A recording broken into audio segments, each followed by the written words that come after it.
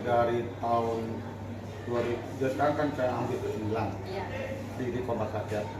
Kompas Rakyat itu berdiri dari tahun 2000-an lah, 2010 apa? Jadi berapa ya? Kalau sekarang 2022 kurang 5 tahun. Jadi kita 2018 ya, atau 19 lah. Nah, itu 2019 itu masih konsen saya di dekat Gula Kapal. Tapi berjalan waktu, ini kantor sudah berdiri baru 2 tahun.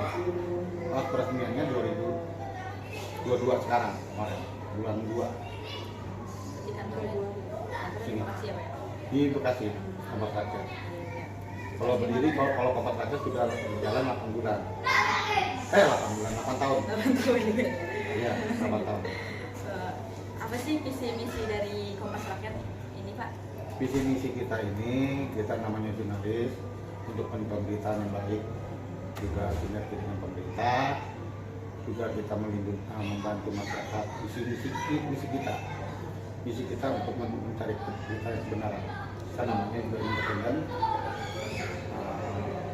Jadi kita anti hoax, tidak suka, biarpun saya sebagai pemilik, saya tidak suka wartawan kalau yang beritanya hoax, Iya.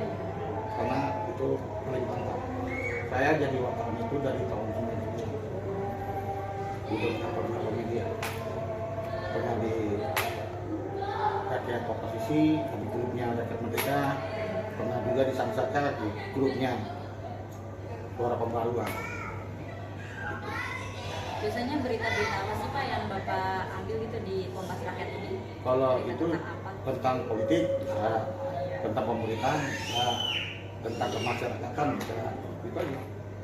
Oh, terus kayak Bapak kalau setiap habis tahu nih hal-hal yang Bapak tahu, biasanya Bapak nyalurinnya tuh ke media cetak apa media sosial Bapak gitu? Kita ada dua. Oh, ada dua. Ada kalau koran ini, media koran itu sekarang kan untuk penggemarnya kurang. Iya benar. Penggemarnya kurang, tapi karena kita ada langganan di pemerintahan, harus ada fisik, tidak bisa online. Jadi kita harus ada koran baru bisa dapat langganan gitu. Untuk ya dapat pembayaran itulah ya. Tapi kalau kita masuk di koran bisa di online. Tapi kalau koran kita dulunya waktu saya terbitin 2 minggu sekali, tapi sekarang sudah sebentar sekali karena kan saya bilang harga koran naik, peminatnya kurang. Tapi kalau di online tiap hari kita terbit, tiap detik bukan tiap Oh iya, tiap detik. kalau Terus ya, mau Pak, ya? gitu. Tapi itu juga sama YouTube, Iya. itu udah ada channelnya. Iya. Oh ada YouTube-nya Pak? Ah, Nanti aku Kompas subscribe. Rakyat. Oke, nanti aku subscribe. Jadi kelebihan sama kekurangan media cetak sama media online menurut Bapak gimana sih? Dari segi apa dulu nih? Segi media atau segi konsumen? Di media boleh dari Kalau segi pemilik koran, keuntungannya online biayanya kecil. Kalau koran besar, kerugiannya kalau ada pas kasus, koran hanya dibendel kalau ada masalah, ditutup. Tapi kalau online kita kena undang-undang IT karena sampai sekarang belum jelas hukumnya, masih hukum karet. Karena undang-undang media sosial itu masih hukum karet, namanya karet itu masih bagi juga kurang jelas. Soalnya kita biarpun dilindungi sama Dewan, kayak saya kan anggota PWI juga, tapi keluar saya ganti ketua Ikatan Wartawan Online Indonesia, saya ketua DPD Kota Bekasi. Tapi ya karena online ini kita nggak boleh salah ucap atau menjelekan pemerintah atau negara kalau ada faktanya, habis kita. itu tidak boleh sembarangan ya Pak? Nggak boleh. Itu makanya kadang-kadang teman-teman media kurang mengerti juga banyak hoax, tapi kan harus dikabul. Dan kita nggak ada rencana kok. Kalau selama menerbitkan media ada sih kendala-kendalanya gitu Pak? Kendala pasti ada lah. Kalau cetak koran itu kan kadang-kadang kita gini, karena wartawan itu tidak digaji freelance, ya freelance, tapi kita ada rezeki. kalau kita banyak koneksi dengan narasumber apa segala, insya Allah dapat. Ya. Saya kalau koran itu yang saya punya pas cetak koran lumayan. Kalau konsumen-konsumen itu biasanya berita-berita yang ditampilin itu harus berita-berita up to date gitu nggak sih Pak?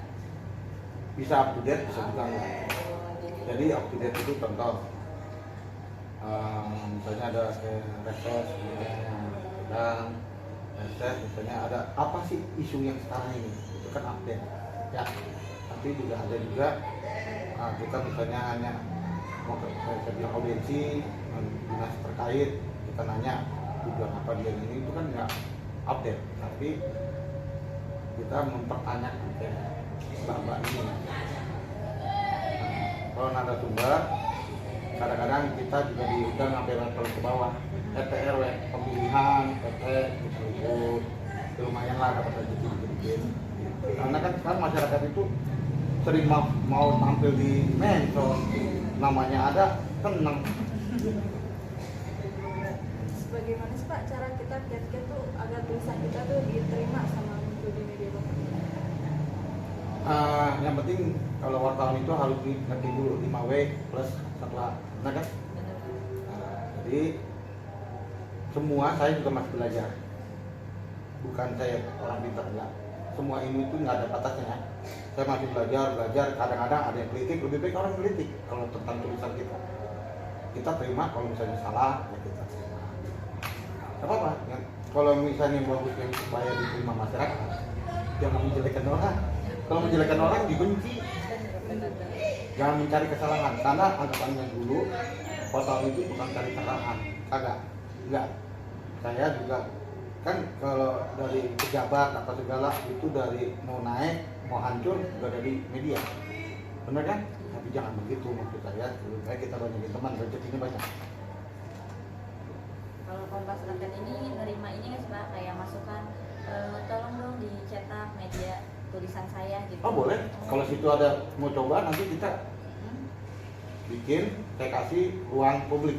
Jadi contoh kayak opini belajar, nanti saya kasih kan nggak mungkin lagi. Nanti kita lihat, kamu belajari opini tentang apa sih isu yang terbagus. Nah, kamu isi aja waktu itu, aku nggak masalah. Nah, belajar, kamu belajar. Kadang-kadang saya juga Pesan buat anak-anak muda sekarang tentang media cetak sama media apa sih namanya, kayak media cetak sama